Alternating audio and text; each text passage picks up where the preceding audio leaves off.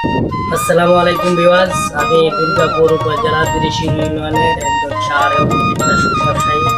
তো আজকে আমি আপনাদের সামনে বেদার 89 নিয়ে কিছু কথা বলবো। এই বছরে আমি আমার এক চাষিকে বেদার 89 PRTC ওনাকে চাষ করার জন্য 2 বিঘা জমিতে চাষ করার জন্য দিয়েছিলাম। তো আজকে ওনার জমিতে আসলাম, উনি ধানটা প্রায় 80%-এর উপরে পেকে গেছে। তো আজকে জমিটা উনি কাটতেছে। তো ওনার সাথে কথা বলবো যে আজকে যে বিধান 89 চাষ করে এই বছর উনি কিরকম লাভজনক হবেন।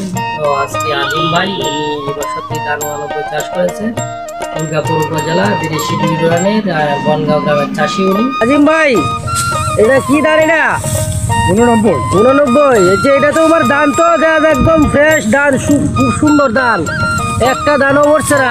কি তুমি এটা কি বীজ ব্যবহার করছিলা? আর হলো গ্রেটার নাকি? এটা কয়বার দিছিলা? এটা জিটাবুটা কয়বার দিছিলা? 3বার।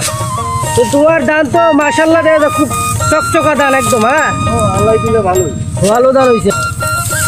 আজিম ভাই এবার 89 ধান চাষ করে বাম্পার ফলন দিয়েছে। তাই সকল কৃষকের উদ্দেশ্যে বলছি, বিধান 89 চাষ করেন, অবশ্যই লাভজনক ফলন পাবেন। এই ধানের ফলন বিঘা প্রতি 20 থেকে 25 মণ এবং হাইব্রিড ধানের তুলনামূলক খরচ অনেকটাই কম হবে।